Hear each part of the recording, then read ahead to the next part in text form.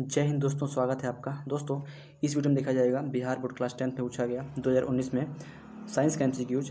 बहुत important question है ये फर्स्ट वाली है दोस्तों।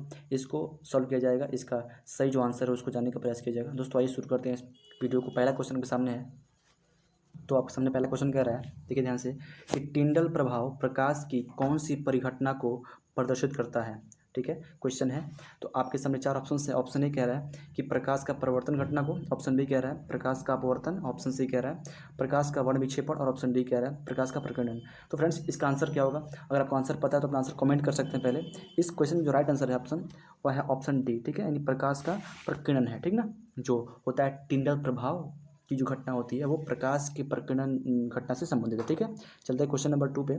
कह रहा है इनमें से कौन सा असंतृप्त हाइड्रोकार्बन है। ठीक है, तो चार ऑप्शन से ध्यान से पढ़िए ऑप्शन को, इसका उत्तर क्या होगा? तो जो इसका राइट आंसर है वो ऑप्शन सी है। ठीक है, यानी यहाँ जिसको बोल रहे हैं C2H4 जो है यहाँ पे C2, और जो H4 है ये क्या है? एक असंतृप्त हाइड्रोकार्बन, क्योंकि यहाँ पे इसमें कार्बन और कार्बन के मध्य में क्या है? यहाँ पे डबल बॉन्ड है, कम से कम क्या है? यहाँ पे डबल बॉन्ड है। ठीक है, तो जब किन्हीं दो कार्बन कार्बन के मध्य डबल बॉन्ड हो, द्विआबंध हो, तो उस कार्बन के यौगिक को बोला जाता है असंतृप्त हाइड्रोकार्बन। ठीक है, और अगर सिंगल बॉन्ड हो कार्बन कार्बन के मध्य तो उसको बोलेंगे संतृप्त हाइड्रोकार्बन। ठीक है, चलते हैं क्वेश्चन नंबर 3 पे। तो आपके सामने क्वेश्चन नंबर 3 कह रहा है, देखिए ध्यान से, निम्न में से कौन सा यौगिक ईंधन के रूप में इस्तेमाल किया जाता है। ठीक है, तो आप बता सकते हैं इसका आंसर। अगर आपको आंसर पता है तो अपना आंसर आप कमेंट कर सकते हैं। इसका राइट आंसर क्या होगा बताइए? कह रहा है निम्न में से कौन सा यौगिक ईंधन के रूप में इस्तेमाल किया जा सकता है।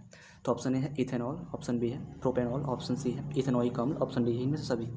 तो इसका जो राइट आंसर है, बिल्कुल जो सही उत्तर है वह है ऑप्शन ए, यानी जो इथेनॉल होता है इसका जो फार्मूला होता है C2H5OH। ठीक है, ये होता है, इसको बोलते हैं इथाइल अल्कोहल बोलते हैं। ठीक ना, तो दोस्तों इसको ईंधन के रूप में यूज कर सकते हैं। चलते हैं क्वेश्चन नंबर 4 पे। तो आपके सामने क्वेश्चन 4 कह रहा है, देखिए ध्यान से, निम्न में से कौन आहार श्रृंखला का निर्माण करता है? आहार श्रृंखला, ठीक है, फूड चेन। अगर आपने पढ़ा होगा उसको तो आप इसका आंसर अच्छे से कर जाएंगे। तो बताइए इसका आंसर क्या होगा? ऑप्शन ए कह रहा है कि घास, गेहूँ, आम। ठीक है, ऑप्शन बी कह रहा है कि घास, बकरी और मानव, ऑप्शन सी कह रहा है कि बकरी, गाय तथा हाथी, और ऑप्शन डी कह रहा है घास, मछली तथा बकरी। तो आप देख सकते हैं फ्रेंड्स, आप जानते हैं कि खाद्य श्रृंखला कैसे बनता है। पहले सबसे बेस पे क्या होता है, बॉटम पे क्या होता है? तो बॉटम में सबसे होता है उत्पादक। ठीक है, उसके ऊपर होता है क्या? प्राथमिक उपभोक्ता, फिर ऊपर होता है द्वितीयक उपभोक्ता, फिर ऊपर होता है तृतीयक उपभोक्ता। इस तरह से क्या होता है? एक फूड चेन बनता है ना। तो दोस्तों आप देख सकते हैं यहाँ पे जो जितने हरे पौधे, चाहे घास वगैरह होते हैं, जितने हरे पौधे होते हैं, ये सब क्या होते हैं? तो उत्पादक होते हैं। तो उत्पादक घास हो गई, इस पर डिपेंड क्या है? यानी घास पर डिपेंड कौन है? बकरी है। ठीक है, तो बकरी हो गई प्राथमिक उपभोक्ता, और इस पर डिपेंड कौन है? तो मानव है। ठीक है, तो मानव हो गया द्वितीयक उपभोक्ता। मानव द्वितीयक और तृतीयक दोनों में आता है। ठीक है दोस्तों, तो इस तरीके से आप देख सकते हैं यहाँ पे क्या फूड चेन बन रहा है ना, घास, बकरी, मानव। ठीक है, यानी घास बकरी खा रही है, बकरी को मानव खा रहा है। ठीक है, तो इस तरीके से ये क्या बना है? एक आहार श्रृंखला बन रहा है यहाँ पे। तो इसका जो राइट आंसर हो जाएगा ऑप्शन बी। ठीक है, यानी घास, बकरी, मानव। ठीक है, घास क्या है? घास उत्पादक है, बकरी प्राथमिक उपभोक्ता है, यानी उत्पादक पर जो डिपेंड हो उसको प्राथमिक बोलेंगे। ठीक है, तो प्राथमिक उपभोक्ता है, और मानव क्या हो गया? द्वितीयक उपभोक्ता हो गया। चलते हैं क्वेश्चन नंबर 5 पे। देखिए आपके सामने क्वेश्चन नंबर 5 कह रहा है कि मानव जो हार्ट होता है उसमें कोष्ठकों की संख्या कितनी होती है? जो कोष्ठ होते हैं कितने होते हैं? इसको चैम्बर बोलते हैं। ठीक है, तो कितने होते हैं बताइए? तो जो इसका बिल्कुल सही उत्तर है ऑप्शन वो सी है। ठीक है, यानी 4 होते हैं चैम्बर। ठीक है, चलते हैं क्वेश्चन नंबर 6 पे। आपके सामने एक क्वेश्चन कर रहा है कि रासायनिक अभिक्रिया के दौरान किसी पदार्थ में ऑक्सीजन का ह्रास। ठीक है, यानी कह रहा है कि रासायनिक अभिक्रिया जब हो रही होती है तो उस पदार्थ में, यानी अभिकारक में क्या होता है कि जब ऑक्सीजन का ह्रास होता है, यानी वहाँ से ऑक्सीजन निकलता है। ठीक है, वहाँ से हट जाता है ऑक्सीजन, तब वो कौन सी प्रक्रिया हो रही होती है बताइए? तो वहाँ पे क्या होता है कि अपचयन होता है। क्या होता है? अपचयन। जब ऑक्सीजन का ह्रास होता है, चाहे ऑक्सीजन वहाँ से निकलती है, हटती है, कम होती है, तो उस प्रोसेस को बोलेंगे अपचयन। ठीक है, और जब वहाँ पे ऑक्सीजन जुटेगी तो उसको बोला जाता है ये वाला उपचयन। ठीक है, या फिर ऑक्सीकरण। जब जुड़ती है तो ऑक्सीकरण या उपचयन, और जब निकलेगी वहाँ से ह्रास होगा ऑक्सीजन का तो अपचयन या अवकरण। ठीक है, समझ गए। चलते हैं क्वेश्चन नंबर 7 पे। देखिए ध्यान से, कह रहा है कि आधुनिक आवर्त सारणी में समूहों की संख्या होती है। दोस्तों यहाँ पे जो समूह पूछा है, समूह को ग्रुप कहते हैं, समूह कहते हैं। ठीक है, इस तरीके से स्तंभ कहते हैं आवर्त सारणी में। तो कितनी संख्या होती है इन सब की, वो सब तीनों एक ही होता है। तो कितनी संख्या होती है समूहों की आवर्त सारणी में? तो दोस्तों आप देखिए ध्यान से, ऑप्शन ए कह रहा है 7, ऑप्शन बी कह रहा है 8, ऑप्शन सी कह रहा है 9 और ऑप्शन डी कह रहा है 18। तो इस क्वेश्चन का जो सबसे राइट आंसर है वो है ऑप्शन डी, ठीक है, यानी 18 होते हैं। ठीक है, चलते हैं क्वेश्चन नंबर 8 पे। तो फ्रेंड्स आपके सामने क्वेश्चन नंबर 8 कह रहा है कि खाद्य पदार्थ के डिब्बों पर जिंक के बजाय टिन का लेप होता है क्योंकि। ठीक है, तो आपके सामने पहले तो आप क्वेश्चन ध्यान से पढ़ेंगे, उसको समझेंगे, उसके बाद से ऑप्शन पे आएंगे। ठीक है, तो ऑप्शन ए कह रहा है कि टिन की अपेक्षा जिंक महंगा होता है। ठीक है, मानते हैं। अगला है कि टिन की अपेक्षा जिंक का गलनांक अधिक है। इसको भी देखते हैं। ऑप्शन सी कह रहा है कि टिन की अपेक्षा जिंक अधिक अभिक्रियाशील है। ये भी बात सही है। डी कह रहा है कि टिन की अपेक्षा जिंक कम अभिक्रियाशील है। तो फ्रेंड्स इस क्वेश्चन का बिल्कुल राइट आंसर हो जाएगा ऑप्शन सी। ठीक है, यानी क्या होता है ना, जो टिन की अपेक्षा मैंने टिन के कंपेरिजन में जिंक होता है, जस्ता होता है, ठीक है, Zn जिसको कहते हैं, संकेत होता है, ये अधिक अभिक्रियाशील है। जो टिन होता है Sn होता है और जो जिंक होता है Zn होता है। तो जो जिंक होता है वो अधिक अभिक्रियाशील होता है, ठीक है, टिन के कंपेरिजन में, इसलिए जिंक के बजाय टिन का लेप होता है खाद्य पदार्थों के डिब्बों पर। ठीक है, चलते हैं क्वेश्चन नंबर 9 पे। कह रहा है कि निम्नलिखित में से कौन पुनरुद्भवन का उदाहरण है दोस्तों। तो जो यहाँ पे ऑप्शन हम दे गए हैं, ऑप्शन ए कह रहा है हाइड्रा, ऑप्शन बी कह रहा है अमीबा, ऑप्शन सी कह रहा है स्पाइरोगैरा और ऑप्शन डी कह रहा है इनमें से कोई नहीं। तो आपके सामने ऑप्शन ध्यान से पढ़ेंगे तो आपको समझ में आएगा कि कौन इसका आंसर हो जाएगा। दोस्तों यहाँ पे जो ऑप्शन ए में दिया है हाइड्रा, ये क्या है, ये पुनरुद्भवन का उदाहरण है। ठीक है, बात समझ रहे हैं, यानी उसको बोलते हैं पुनर्जन्म, उसका मतलब हुआ एक और पुनर्जन्म। ठीक है, यानी कहने का मतलब देखिए ध्यान से, यानी हाइड्रा और एक होता है ओरिजिन, एक होता है जीव, उसका नाम है प्लेनेरिया। क्या नाम है, प्लेनेरिया। तो हाइड्रा और प्लेनेरिया में क्या होता है, तो पुनरुद्भवन होता है। ठीक है, उसके द्वारा ही उनमें जो होती है जनन क्रिया संपन्न होती है पुनरुद्भवन द्वारा। ठीक है, समझ गए, यानी इस तरीके से होते हैं। इस मान लीजिए यहाँ पे कोई ऐसे जीव है, ठीक है, यहाँ से ये पार्ट टूटा तो यहाँ पे इतना हुआ, ठीक है, इतना बचा, फिर ये पार्ट बीच वाला यहाँ पे इतना रहा, ठीक है, फिर ये वाला पार्ट यहाँ पे इतना रहा।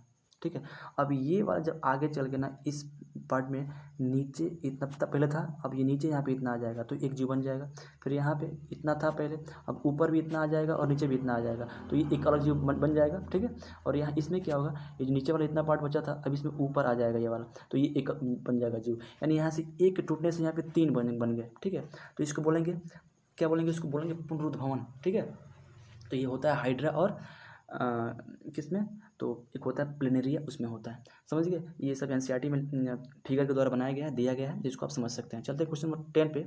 तो क्या रहा है आपके सामने क्वेश्चन नंबर 10, देखिए ध्यान से, कि तांबे की तार की एक आयताकार कुंडली किसी चुंबकीय क्षेत्र में घूर्णी गति कर रही है। इस कुंडली में प्रेरित धारा की दिशा में कितने परिभ्रमण के बाद परिवर्तन होता है। यानी कहने का मतलब उसमें जो धारा उत्पन्न हुई है, ठीक है, वो कितने परिभ्रमण के बाद, यानी जो कुंडली घूम रही है चुंबकीय क्षेत्र में, उसमें जो धारा अब उत्पन्न हुई है वो कितने परिभ्रमण के बाद उसकी दिशा बदलेगी, धारा की दिशा। ठीक है, तो वो आधे। ठीक है, आंसर क्या हो जाएगा इसका, बिल्कुल option C is right answer. क्या हो जाएगा, आधे परिभ्रमण के बाद वो क्या, वो उस धारा की दिशा चेंज हो जाएगी, बदल जाएगी। ठीक है, चलते हैं क्वेश्चन नंबर 11 पे। तो दोस्तों आपके सामने क्वेश्चन नंबर कह रहा है 11, ठीक है, ध्यान से, कह रहा है सल्फर परमाणु की बाह्यतम कक्षा में इलेक्ट्रॉनों की संख्या कितनी होती है। दोस्तों बताइए सल्फर का कितना होता है एटॉमिक नंबर, तो सल्फर होता है, इसका एटॉमिक नंबर कितना, तो 16 होता है। कितना होता है, 16। तो आप इसका अगर निकालेंगे इलेक्ट्रॉनिक विन्यास तो कितना होगा, तो 2 8 6 होगा ना, यानी 2 जो है वो पहली कक्षा में, 8 है दूसरी कक्षा में और जो 6 है वो अंतिम कक्षा में है। ठीक है, तो आप कह सकते हैं कि जो सल्फर है, सल्फर की जो परमाणु है उसकी बाह्यतम कक्षा में इलेक्ट्रॉनों की संख्या कितनी, 6 है। यानी यहाँ पे हमको, यहाँ पे 16 इलेक्ट्रॉन है। 16 क्या होती है, मतलब जो 16 इसकी परमाणु संख्या है, यानी कहने का मतलब उसमें 16 इलेक्ट्रॉन है सल्फर में। ठीक है, तो उसको हम कक्षाओं में बांटते हैं, यानी उसको सेलों में बांटते हैं। ठीक है, तो पहले सेल में कौन आ गया, कोष कक्षा सब बोलते हैं उसको। तो पहले में 2 आ गया, दूसरे में 8 आ गया और तीसरे में यानी अंतिम में 6 आ गया, सी। ठीक ना, ऑप्शन सी हो जाएगा राइट आंसर। चलते हैं क्वेश्चन नंबर 12 पे। तो देखिए ध्यान से, कह रहा है ग्लूकोज की एक अणु में ऑक्सीजन के कितने परमाणु होते हैं, ठीक है। ग्लूकोज के एक अणु में ऑक्सीजन कितने कितने होते हैं परमाणु। दोस्तों आप जानते हैं ग्लूकोज जो होता है वो होता है C6 H12 और O6 होता है। तो आप देखेंगे यहाँ पे इस ग्लूकोज के एक अणु में कितने परमाणु हैं ऑक्सीजन के, तो यहाँ देखेंगे O6 है, यानी ऑक्सीजन के 6 परमाणु है ना। तो इसका जो ऑप्शन होगा राइट आंसर ऑप्शन बी होगा, ठीक ना। कितने होंगे, बी होगा इसका। चलते हैं क्वेश्चन नंबर 13 पे, क्या रहा देखिए ध्यान से कि नई कार्तीय चिन्ह परिपाटी के अनुसार दर्पण के सामने रखे गए वस्तु या बिंब की दूरी ली जाती है, ठीक है। मान लीजिए यहाँ पे ये क्या है, ये एक तरीके से कह सकते हैं ये क्या है,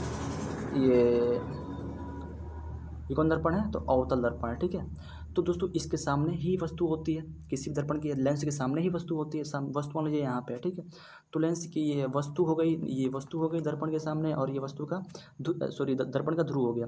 दर्पण के ध्रुव और वस्तु के बीच की दूरी कहलाती है वस्तु दूरी, ठीक है। समझते हैं इतना ना।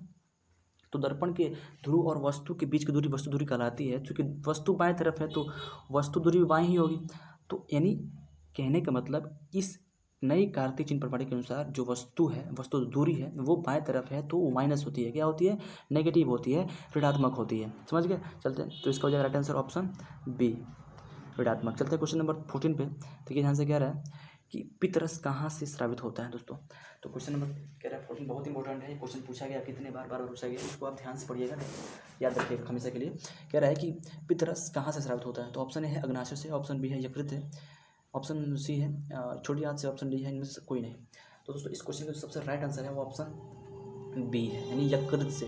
दोस्तों यकृत को कभी कभी लिवर भी कहा जाता है, जिगर भी कहा जाता है, ठीक है। इसको याद रखिएगा हमेशा, ठीक है। चलते हैं क्वेश्चन नंबर 15 पे, क्या रह रही है हमसे, निम्नलिखित में से कौन मलेरिया परजीवी है।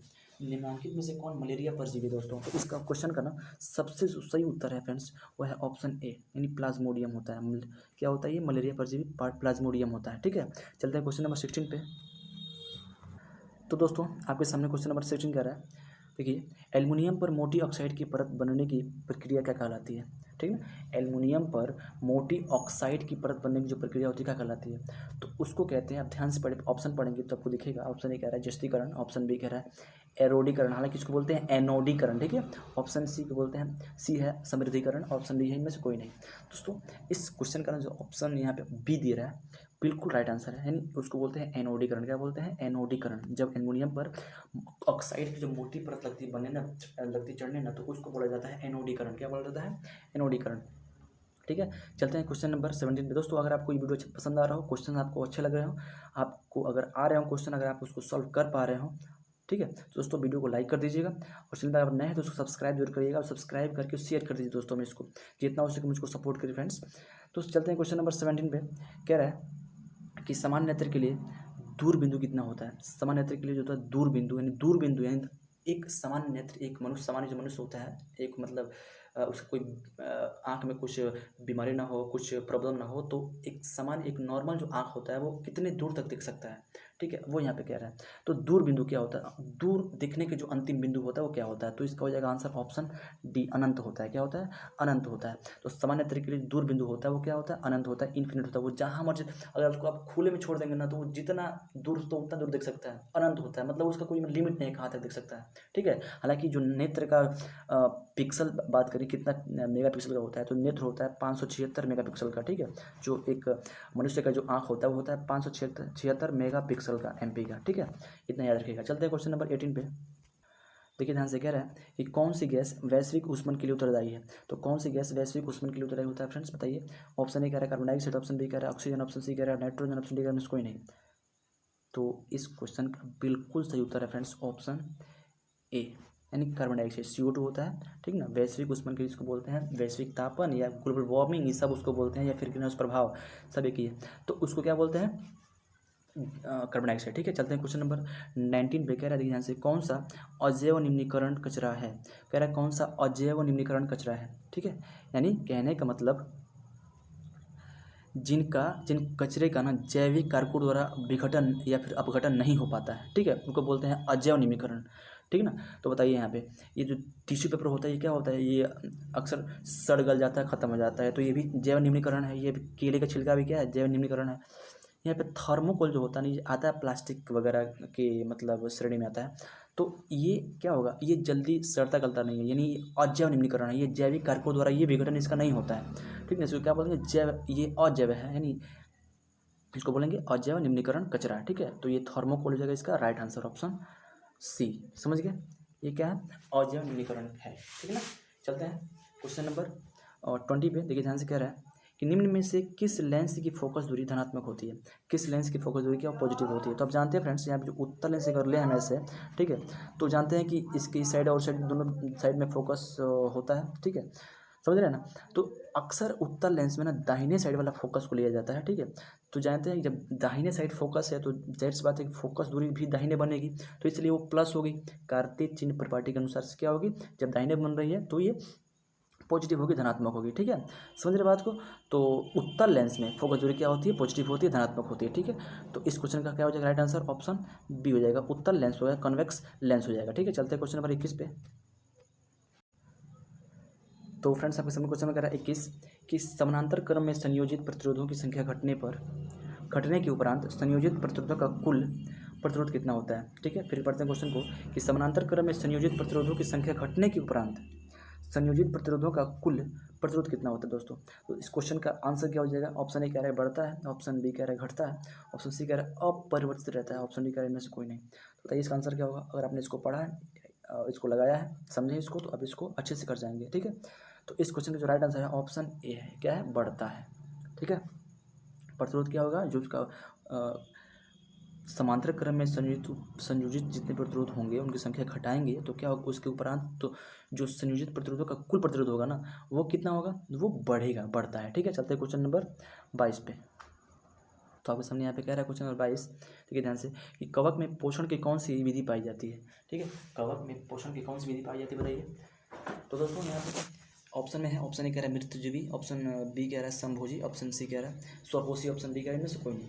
तो इस क्वेश्चन का सबसे राइट आंसर है वो ऑप्शन ए है। ठीक, तो मृतजीवी पाई जाती है, यानी जो कवक होता है क्या होता है, एक मृतजीवी जीव है। ठीक है, कवक, समझ रहे हैं। चलता है क्वेश्चन नंबर 23 पे। कह रहा है ध्यान देखिए, निम्न में से कौन सा पद विद्युत परिपथ में विद्युत शक्ति को निरूपित करता है, यानी पी बराबर क्या होता है। तो पी बराबर होता है आई स्क्वायर आर, क्या होता है, आई स्क्वायर आर। ठीक है, समझ रहे हैं। तो इसका हो जाएगा right answer option A, I square R. ठीक ना। तो फ्रेंड्स चलते हैं क्वेश्चन नंबर 24 पे। देखिए ध्यान से कह रहा है कि निम्न में से कौन अंग संवेदग्राही नहीं है। ठीक है, यानी जिन अंग के माध्यम से हम कोई संवेदना अंदर नहीं लेते हैं अपने कहने का मतलब अपने शरीर में, अपने माइंड में कोई संवेदना जिस अंग के द्वारा नहीं लेते हैं वो बताना है। ठीक है दोस्तों, हम कान से सुनते हैं, कान से क्या होगा, सुनते हैं ना, यानी संवेदना हम लेते हैं अंदर, इससे संवेदना ग्रहण करते हैं। ठीक है, यहाँ पे ऑप्शन भी कह रहा है आँख, आँख से देखते हैं, यानी जो भी होता है दर्शन के लिए जितने भी चीज़ होते हैं देखने वाले, उस आपको देख के हम उसको अंदर ग्रहण करते हैं उसको। अगला है इन नाक, नाक से हम सूंघ के ग्रहण करते हैं। ऑप्शन कह रहा है दिमाग, तो दिमाग क्या है, दिमाग ऑलरेडी अंदर है, वो कोई संवेदग्राही नहीं है। ठीक है, बाकी यहाँ पे तीनों क्या है, ये संवेदग्राही होती हैं। तो यहाँ पे ऑप्शन डी हो जाएगा राइट आंसर, यानी यही क्या है, संवेदग्राही नहीं है। ठीक है, बात समझ के चलते हैं क्वेश्चन नंबर 25 पे। ठीक है, ध्यान से कह रहा है 25 कह रहा है निम्न किस दर्पण का उपयोग सामान्यतः वाहनों का पश्च दृश्य दर्पणों के रूप में किया जाता है, यानी किस दर्पण का उपयोग सामान्यतः वाहनों का पश्च यानी साइड मिरर और पीछे के दृश्य को देखने के लिए किया जाता है। तो बताइए आंसर क्या होगा इसका। आपके सामने ऑप्शन है, ऑप्शन कह रहा है समतल दर्पण यानी प्लेन मिरर, ऑप्शन बी कह रहा है कि अवतल दर्पण, ऑप्शन सी कह रहा है उत्तल दर्पण, और ऑप्शन डी इनमें से कोई नहीं। तो बताइए इसका आंसर क्या होगा। इस क्वेश्चन का सबसे सही उत्तर है ऑप्शन सी, यानी उत्तल दर्पण यानी कॉन्वेक्स मिरर। ठीक है, चलते हैं क्वेश्चन नंबर 26 पे। देखिए ध्यान से कह रहा है किस वर्ण, किस रंग का तरंगदैर्घ्य सबसे बड़ा होता है। तो किस रंग का तरंगदैर्घ्य आप देखेंगे जब आप पढ़े होंगे प्रकाश का वर्ण विक्षेपण स्पेक्ट्रम पढ़े होंगे, तो उसमें देखेंगे आप जो इस प्रकार से होता है, इसमें ऐसे ऐसे जो होती है किरण। ठीक है, तो सबसे ऊपर क्या होता है, तो ये लाल होता है, सबसे नीचे क्या होता है, तो बैगनी होता है। ठीक है, तो दोस्तों जो बैगनी होता है बैगनी का तरंगदैर्घ्य सबसे कम होता है, सबसे नीचे है, जो सबसे नीचे है उसका तरंगदैर्घ्य सबसे कम होता है। इस प्रकार से देखिए, तो सबसे जो नीचे है वो क्या है, बैगनी है, तो इसका जो तरंगदैर्घ्य वेवलेंथ होगा वो सबसे कम होगा, और जो सबसे ऊपर है ऐसे वो लाल है, तो लाल का क्या होगा, सबसे ज़्यादा होगा वेवलेंथ या तरंगदैर्घ्य। ठीक है, समझ की बात को। तो आंसर क्या हो जाएगा हमारा ऑप्शन ए, ये लाल का हो जाएगा सबसे अधिक तरंगदैर्घ्य, सबसे कम किसका हो जाएगा, तो बैगनी का। ठीक है, चलते हैं क्वेश्चन नंबर 27 पे। तो फ्रेंड्स आपके सामने यहाँ पे कह रहा है क्वेश्चन नंबर 27, देखिए ध्यान से कह रहा है कि समजात अंगों का उदाहरण है, समजात अंगों का उदाहरण है। तो बताइए इसका आंसर क्या होगा। तो ऑप्शन ए कह रहा है कि हमारा हाथ और कुत्ते का अग्रपात, ऑप्शन बी कह रहा है हमारे दांत और हाथी के दांत, ऑप्शन सी कह रहा है कि आलू और घास के ऊपरी भूस्तरी, और ऑप्शन डी कह रहा है इनमें से सभी। बताइए इसका आंसर क्या होगा। तो फ्रेंड्स इसका जो सही उत्तर है ऑप्शन हो जाएगा ऑप्शन डी, ठीक है, इनमें से सभी क्या होते हैं, इनमें से सभी होते हैं, ठीक है। चलते हैं क्वेश्चन नंबर 28 पे। तो आप देखेंगे यहाँ पे क्या रहा है,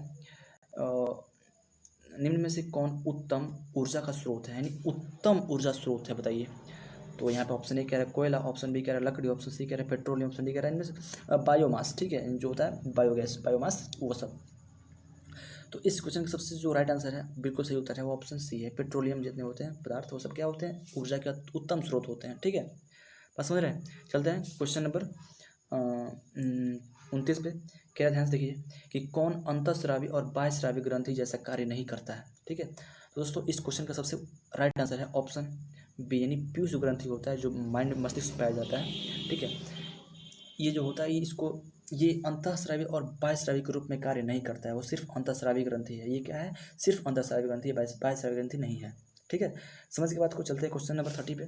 क्या रहा है क्वेश्चन 30 कि फ्लेमिंग के वाम हस्त नियम में बाएं हाथ की तर्जनी संकेत करती है। तो तर्जनी क्या होती है, इस प्रकार से अगर आप देखेंगे ऐसे, ठीक है, ऐसे जो होती है ये तर्जनी के काम क्या होता है, तो ये चुंबकीय क्षेत्र बताती है। क्या बताती है, चुंबकीय क्षेत्र, ठीक है। इसका काम क्या होता है, चुंबकीय क्षेत्र का दिशा दिखाना, ठीक है। तो option B is the right answer of this question, option B is the right answer, ठीक है। चलते हैं क्वेश्चन नंबर 31 पे।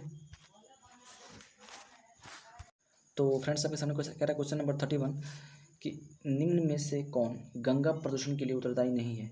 गंगा प्रदूषण के लिए उत्तरदायी नहीं है, आप खुद कॉमन सेंस लगा सकते हैं, दिमाग लगा सकते हैं खुद। अब देखिए ऑप्शन कह रहा है कि ऑप्शन ये कह रहा है कि गंगा मछली पकड़ना।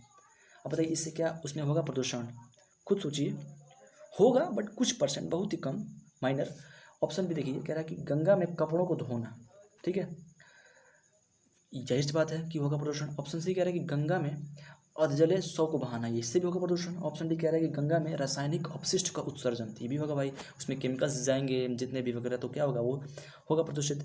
तो यहाँ पे ऑप्शन बी, डी और सी ये पूरी तरह से क्या है, ये गंगा प्रदूषण के लिए उत्तरदायी है कि नहीं। तो इनमें से ऑप्शन जो ए है वो नहीं हो जाएगा, यानी यहाँ पे जो क्वेश्चन कह रहा है कि गंगा प्रदूषण के लिए उत्तरदायी नहीं है, तो क्या हो जाएगा, ऑप्शन ए गंगा में मछली पकड़ना। ये थोड़ा कम है लेकिन ये इसका सही उत्तर हो जाएगा, ठीक है। चलते हैं क्वेश्चन नंबर 32 पे, ठीक है। चलते हैं 32वां पे। कह रहा है कि पुष्प का नर जननांग कहलाता है, जो पुष्प का होता है नर जननांग वो क्या कहलाता है, तो उसको कहते हैं ना पुंकेसर। क्या बोलते हैं, पुंकेसर, ठीक है, उसको क्या बोलते हैं, पुंकेसर। बाकी यहाँ पे जो जायांग है ये क्या है, पुष्प का क्या कहलाता है, तो मादा भाग कहलाता है, ठीक है, मादा जननांग कहलाता है, ठीक है। दोस्तों इसको अगर हम देखें ऐसे फूल बना के ऐसे, ठीक है दोस्तों, ऐसे करके कुछ निकला होता है ऐसे, ठीक है, ऐसे करके होता है ऐसे, ठीक है। तो आप देखेंगे दोस्तों, तो ये वाला जो पार्ट है जो हम लोग देखते हैं, फूल जो सूंघते हैं, जो मतलब उस पर जो होता है रंगीन, जो हम देखते हैं, जिस मान लो गुलाब हो गया, तो गुलाब क्या होता है, पिंक होता है, जो पिंक कलर का जो होता है ना ऊपर, उसको बोलते हैं दलपुंज। क्या बोलते हैं उसको, ये दलपुंज होता है, ठीक है दोस्तों।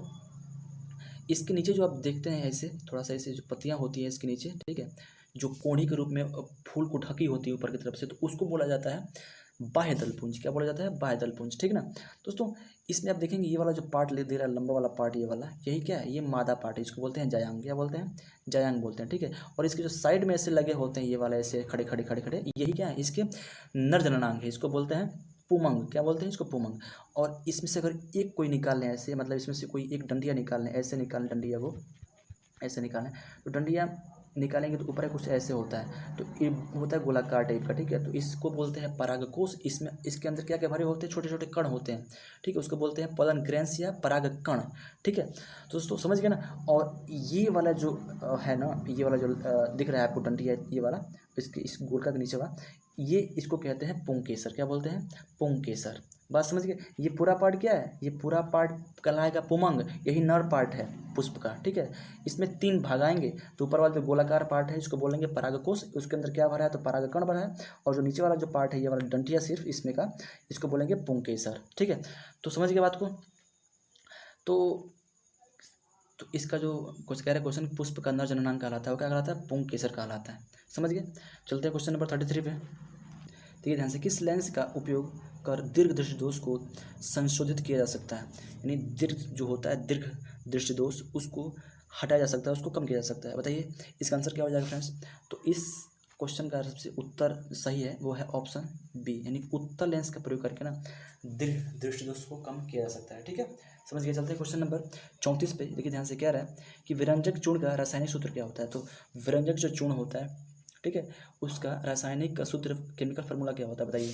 तो ऑप्शन ए कह रहा है कैल्शियम हाइड्रोक्साइड, ऑप्शन बी कह रहा है कैल्शियम ऑक्सीक्लोराइड या फिर इसको बोलते हैं हाइपोक्लोराइड, ऑप्शन सी कह रहा है कैल्शियम कार्बोनेट, ऑप्शन डी कह रहा है कैल्शियम, यहाँ पे देखेंगे तो HCO3 और इसका ट्वाइस है। तो बताइए इसका आंसर क्या होगा। तो इस क्वेश्चन का सबसे जो राइट आंसर है वो है ऑप्शन बी, यानी इसको बोलते हैं कैल्शियम हाइपोक्लोराइड। ठीक है, ये क्या है, एक विरंजक चूर्ण है, इसको बोलते हैं इसमें ब्लीचिंग पाउडर। ठीक है, समझ गए। चलते हैं क्वेश्चन नंबर 35 पे। तो फ्रेंड्स आपके सामने क्वेश्चन है, क्वेश्चन नंबर 35। देखिए, कौन सा पदार्थ लाल लिटमस को नीला कर देता है। तो कौन सा पदार्थ है इन चारों ऑप्शन में से वो जो लाल लिटमस को नीला कर देता है। ठीक है, लिटमस पत्र जो लाल होता है उसको नीला करता है, वो कौन सा पदार्थ है। तो ऑप्शन ए कह रहा है अम्ल यानी एसिड, ऑप्शन बी कह रहा है क्षार यानी बेस, ऑप्शन सी कह रहा है लवण यानी सॉल्ट। तो बताइए इसका आंसर क्या होगा। तो इस क्वेश्चन का सबसे राइट आंसर है वो ऑप्शन बी यानी क्षार है। क्या है, क्षार। क्षार लाल लिटमस पत्र को नीला करता है, इसको एक ट्रिक से कह सकते हैं छलानी। क्या, छलानी, यानी क्षार लाल लिटमस को नीला करता है। और इसके अपोजिट देखें तो होता है अनीला, यानी अनीला, यानी अम्ल नीले लिटमस पत्र को लाल करता है, याद रखिएगा। चलते हैं क्वेश्चन नंबर 36 पे। कह रहा है कौन सा अभिलक्षण वंशागत नहीं है। तो कौन सा इसमें से जो अभिलक्षण है वो वंशागत नहीं है, बताना है आपको। तो ऑप्शन ए कह रहा है कि आंख का रंग, ऑप्शन बी कह रहा है चमड़ी का रंग, ऑप्शन सी कह रहा है शरीर का आकार, और ऑप्शन डी कह रहा है बाल की प्रकृति। दोस्तों इस क्वेश्चन का सही उत्तर है वो ऑप्शन बी है, चमड़ी का रंग। ठीक है, आप देखते होंगे बहुत ऐसे माता पिता हैं जो गोरे हैं बट उनके बच्चे क्या होते हैं कभी कभी सांवले हो जाते हैं, काले हो जाते हैं, या फिर माता पिता थोड़ा सांवले हैं लेकिन बच्चे क्या होते हैं गोरे हो जाते हैं। तो ये वंशागत नहीं हो सकता है लक्षण। ठीक है, ये इसको हो जाएगा राइट आंसर। चलते हैं क्वेश्चन नंबर 37 पे। कह रहा है कि शुद्ध जल का pH मान कितना होता है। तो फ्रेंड्स शुद्ध जल का pH मान कितना होता है आप देख सकते हैं। तो यार इसका जो सबसे जो राइट आंसर है वो है ऑप्शन 7। कितना होता है, तो 7 होता है दोस्तों। जो प्योर वाटर होता है उसका जो होता है pH मान कितना, तो 7 होता है, 7 के बराबर होता है, यानी वो कह सकते हैं कि उदासीन होता है। ठीक है, न्यूट्रल होता है। चलते क्वेश्चन नंबर 38 पे। तो कह रहा है देखिए ध्यान से कि कौन सा कार्बनिक यौगिक सबसे अधिक अभिक्रियाशील है। फ्रेंड्स बताइए इसका आंसर क्या होगा। तो ऑप्शन ए कह रहा है मीथेन, ठीक है, ऑप्शन बी कह रहा है ईथेन, ऑप्शन सी कह रहा है कि यहाँ पे देखिएगा क्या लिखा है, एथीन, क्या लिखा है एथीन, ऑप्शन डी कह रहा है कि प्रोपेन। तो बताइए इसका आंसर क्या होगा। तो यहाँ पे जो क्वेश्चन में है ऑप्शन सी नहीं, ये बिल्कुल सही उत्तर है। एथीन जो है ये क्या है, एक ये अधिक अभिक्रियाशील है। क्या है, अधिक अभिक्रियाशील है, और ये एक असंतृप्त हाइड्रोकार्बन है, याद रखिएगा। ठीक है, बाकी यहाँ पे जो दिए गए हैं ऑप्शन ए मीथेन, ईथेन और प्रोपेन, ये क्या है, कम अभिक्रियाशील है इस एथीन के कंपेरिजन में। ठीक है, चलते हैं क्वेश्चन नंबर 39 पे। तो आपके सामने कह रहा है क्वेश्चन नंबर 39। ठीक है, ध्यान से कह रहा है हाइड्रोजन के दो परमाणुओं के बीच कितने आबंध पाए जाते हैं। जो हाइड्रोजन होता है उसके दो परमाणुओं के मध्य, जैसे मान लीजिए यहाँ पे H2 लिखते हैं, तो ये क्या है, हाइड्रोजन का एक अणु है, यानी यहाँ पे क्या है, हाइड्रोजन के ऐसे दो परमाणु मिले होंगे तभी तो बना होगा। तो मान लेते हैं हाइड्रोजन के बाह्य कक्षा में कितने होते हैं इलेक्ट्रॉन, तो एक यहाँ पे है और इसके बाह्य कक्षा में एक यहाँ पे है। ठीक है, तो क्या करेगा, ये हाइड्रोजन इस हाइड्रोजन वाले का एगो लेके साझा करेगा इलेक्ट्रॉन, और ये हाइड्रोजन करेगा इस वाले से एगो लेके ऐसे बनाएगा। ठीक है, तो आप देख सकते हैं कि दोनों हाइड्रोजन अपना अपना इलेक्ट्रॉन साझा किया है। ये वाला हाइड्रोजन इससे अपना इलेक्ट्रॉन साझा किया है और ये वाला इससे अपना एक साझा किया है। ठीक है, तो साझा करने से इन दोनों में बॉन्ड बना है, एक इलेक्ट्रॉन से साझा किए हैं तो एक ही बॉन्ड बनेगा। ठीक है, समझ रहे बात हो ना। तो ऐसे करके यानी इस प्रकार से बॉन्ड बना है, यानी H2 हुआ है और दोनों के मध्य क्या हुआ है, एक बॉन्ड बना है, एकल बॉन्ड बना है। तो कह सकते हैं कितना, एक आबंध बनता है। कितना बनता है, एक आबंध बनता है। चलते हैं क्वेश्चन, तो इसका हो जाएगा option A is right answer. ठीक है, ऑप्शन ए। चलते हैं क्वेश्चन नंबर 40 पे। ठीक है, ध्यान से कह रहा है कि विद्युत ऊर्जा का व्यापारिक मात्रक क्या होता है दोस्तों। तो विद्युत ऊर्जा का जो व्यापारिक मात्रक होता है ना, वो होता है ऑप्शन सी, इसको बोलते हैं यूनिट। क्या बोलते हैं, यूनिट बोलते हैं। ये व्यापारिक मात्रक है। अगर बात करें हम इसको फिजिक्स के लैंग्वेज में, उसको बोलेंगे किलोवाट घंटा। कितना बोलते हैं, क्या बोलते हैं उसको, किलोवाट घंटा बोलते हैं, किलोवाट घंटा कहा जाता है। ठीक है, तो विद्युत ऊर्जा का व्यापारिक मात्रक होता है किलोवाट घंटा, और 1 किलोवाट घंटा में अगर बात करें तो कितना होता है 3.6 इंटू 10⁶ जूल होता है। ठीक है, ये याद रखिएगा। ठीक है, ये एक होता है यूनिट में, या फिर कह सकते हैं 1 किलोवाट घंटा में। ठीक है, तो फ्रेंड्स ये वीडियो कैसा लगा आपको? ये सभी MCQs आपके बहुत हेल्पफुल हुए होंगे। आई होप कि आपको कोई इसमें क्वेश्चन डाउट नहीं रहा होगा। कुछ डाउट हो तो आप पूछ सकते हैं कमेंट में। दोस्तों मिलते हैं आपको फिर नेक्स्ट वीडियो में, अगले वीडियो में मिलेंगे, जिसमें हम 19 में जो पूछे गए क्वेश्चन है ये साइंस के, इसके सेकेंड पाली को लेकर मिलेंगे दोस्तों। सही क्वेश्चन को बताएंगे, सही आंसर उसको हम डिस्कस किया जाएगा। तो फिर मिलते हैं नेक्स्ट वीडियो में, तब तक के लिए धन्यवाद। जय हिंद, जय भारत।